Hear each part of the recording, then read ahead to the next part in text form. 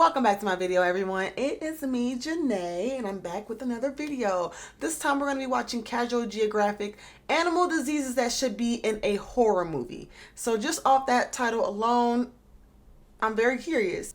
But before I get into the video, make sure you subscribe and make sure you like this video. All right, let's go. What? Why are you running? Why are you running?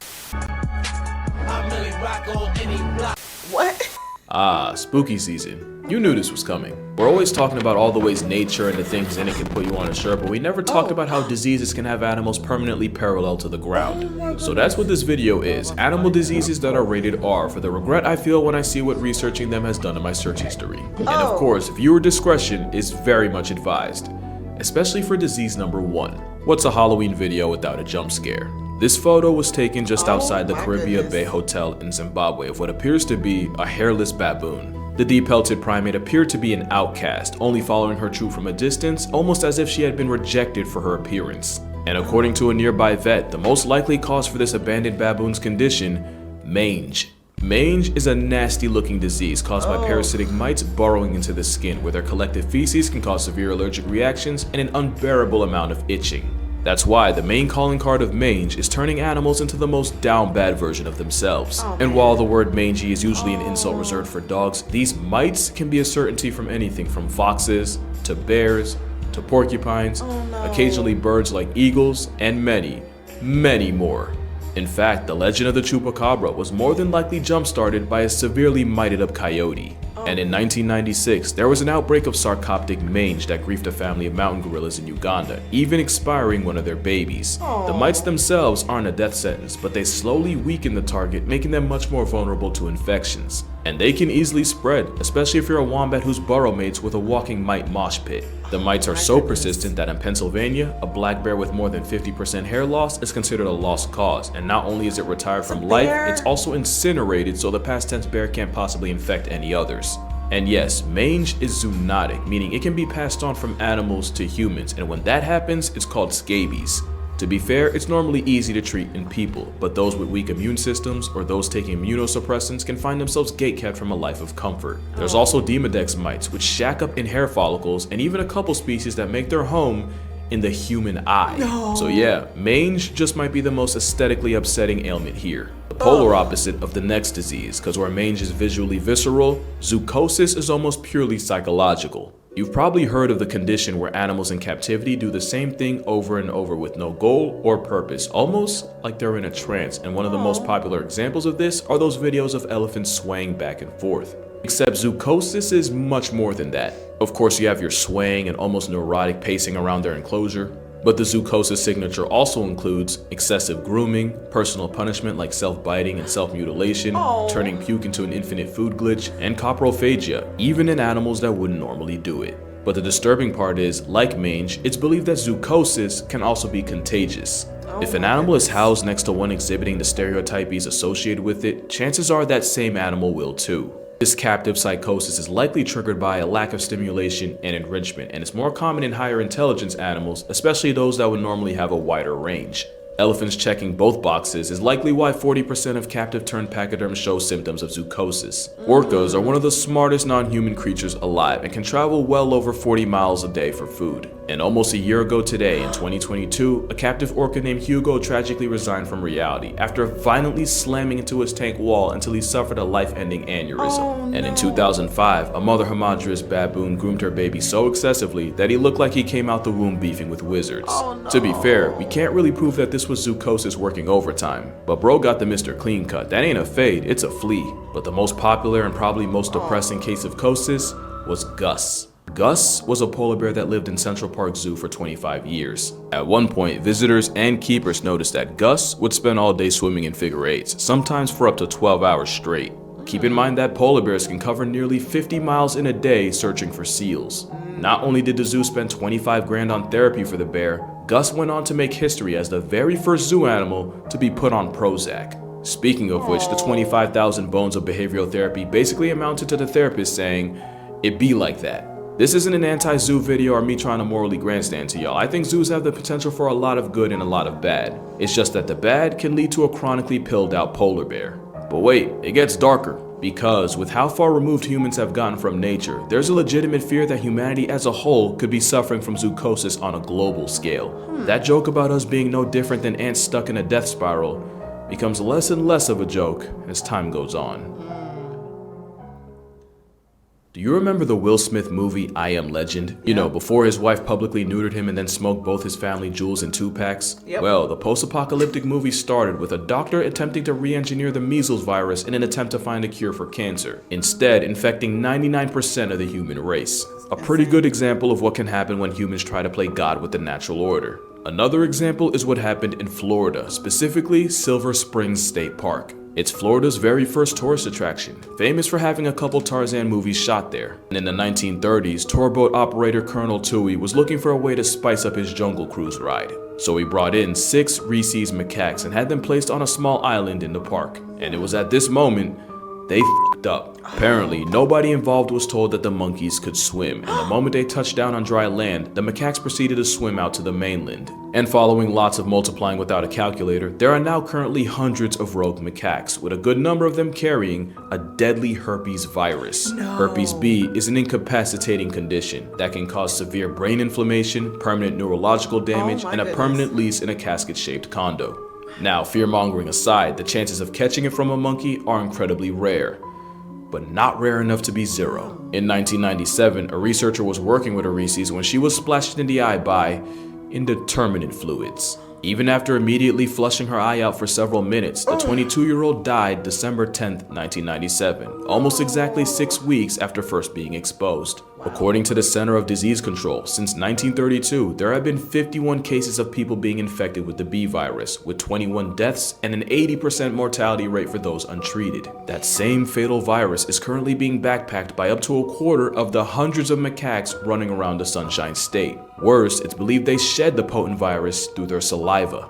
So far, there's no known case of one of these Marion County monkeys passing off the virus to a human. The problem is, the monkeys have managed to lose their natural fear of humans, and there was even one incident where the park had to be shut down after a family was threatened and chased by an especially malicious macaque. It's the worst kind of invasive, and it's 100% our fault, and although the virus peddling primates haven't caught a human body, it's definitely one of those cases of F around and find out.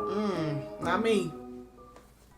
I won't. One of the most unsettling diseases in nature is a sickness that affects deer, known as chronic wasting disease, called so because it essentially destroys the animal from the inside out. In fact, this type of disease is a transmissible spongiform encephalopathy, a name that literally comes from the fact that it causes several sponge-like holes in the brain. It's like the forbidden final boss of trypophobia, and it's caused by a single misfolded protein known as a prion. This prion triggers a chain reaction where the only outcome is a canceled life subscription, and the only thing the victim can do is wait for the sweet release of death. Here's what the endgame of a deer with CWD looks like. It starts with a misfolded protein affecting and altering perfectly normal proteins. It's almost like a cellular level cheese touch, and the moment it starts, it's already over. Step 2 includes the prions exploding in numbers exponentially and accumulating in the body, the whole time the deer, elk, or moose looks and acts perfectly normal. The deer can walk around with this disease for 2 whole years before the chronic becomes critical. Eventually, it escalates to the point where the prions manage to break into the blood-brain barrier, where they start destroying neurons, putting enough holes in the brain to get it cursed out by an octopus, and slowly wasting the poor, unexpecting deer. Deer with CWD seem unable to process anything around them, including danger, and if predators or playing freeze tag on the freeway doesn't take them off the senses, they die a slow and painful death to starvation as their brains shut down. The worst part is, the nightmare doesn't end once the deer does, since the prions responsible can exist in an area years after the victim and can even be absorbed by plants in contaminated soil. That's assuming they don't just leach into groundwater. In fact, the only surefire way to eliminate a prion is literally that: fire. Except, it's not as simple as cremating a casualty. That'd be too easy. It's said that it takes heat at a minimum of 900 degrees Fahrenheit or 482 degrees Celsius to properly pack up a prion, and some sources say to hike that up to 1800 to be safe. But the part that makes prions one of the most horrific things not native to a horror movie is where they come from. It's believed there are 3 main factors that cause prion diseases. Genetics play a relatively small part, with only 10 to 15% of cases in people being attributed to them. The second and by far most common cause is the disease being sporadic. Basically, that just means that not even science can fully explain where they come from, but that it's like it happens out of nowhere. And the third is an infected deer contaminating something like a water source or a feeding station with body fluids and passing it off to the next. And remember, not only can prions insist on existing years after the fact, keep in mind that most infected deer look no different from any other, right until it's time to disconnect from interface eternally. That means that the three main causes of wasting disease are completely RNG, and that is remarkably terrifying. And it's not just deer that can get packed up by prions. There's mad cow disease in cattle and scrapie in sheep, named after the fact that it can cause them to compulsively rub up against things like fence posts until they literally scrape their wool off. There's even a human equivalent, Creutzfeldt-Jakob disease. And while there's no known reports of a human ever catching CWD, specialists have warned that with the thousands of CWD infected animals eaten by people a year, there's growing concern that the disease may eventually be transmitted to people. But maybe it's still a lot better than the last and, in my opinion, the most horrific disease in this video. Because not only is rabies one of the harshest death sentences nature can serve, it is 100% transmissible to humans.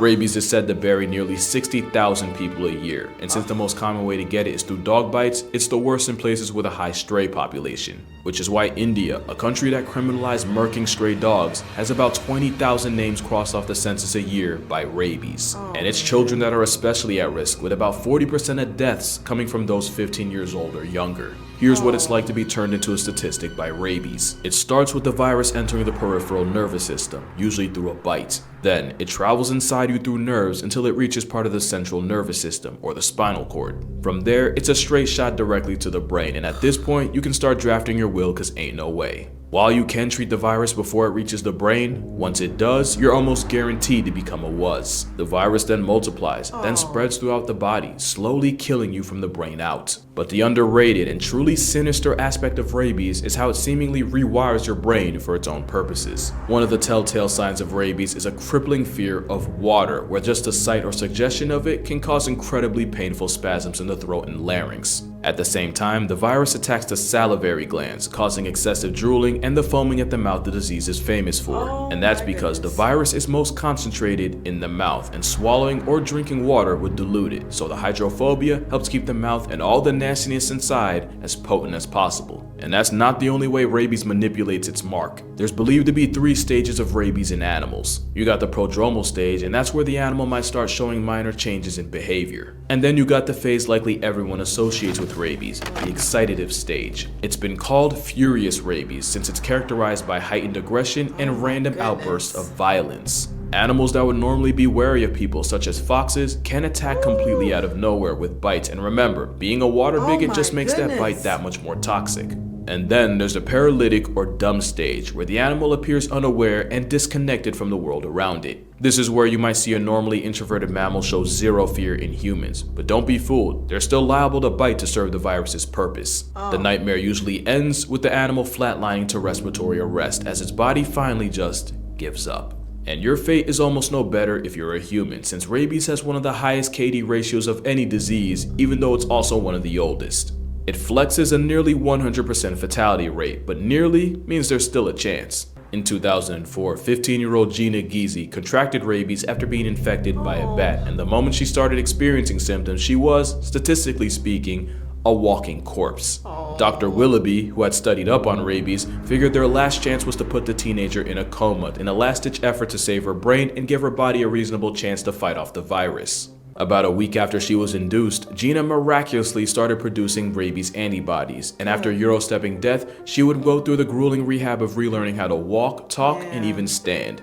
Cause even when you're lucky, it ain't easy being Giese. She became the first person to ever survive the rabies virus without a vaccination, and even went on to start a family. But don't get it twisted, the Milwaukee protocol that saved her has been used on 41 people, and only 6 have survived. The ones that do still run the risk of waking up severely disabled, which is the best you can do when negotiating with death, since that's exactly what treating rabies is. It's a horrifically debilitating disease, and even though it takes about 1 to 3 months to show symptoms after being infected, there have been cases of people walking around with the virus for 7 years. At the same time, if the virus manages to invade you close enough to your brain, you can easily be down bad less than a week after being exposed. With a virtually 100% kill rate and the thousands that lose their lives to it a year, it's definitely one of the most unforgiving viruses out there. Which is why the greatest basketball player of all time isn't Michael Jordan, LeBron James, or even Kobe Bryant. It's Manu Ginobili. Because during a Spurs-Kings game in 2009, a bat managed to find its way inside the arena, causing everyone to immediately panic.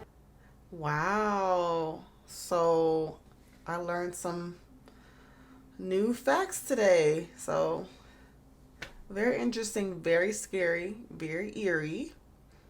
I don't know about you, but I definitely don't want to come into contact or encounter any of those diseases at all. I don't even want to see them. I don't want to witness anything. I just don't want to have anything to do with it. So this is why I stay inside. I go outside every once in a while, but I'm mostly inside. But yeah. Let me know what you think about this video in the comments below. If you haven't subscribed, go ahead and hit that subscribe button, hit that like button, and I will see you in the next video. Bye.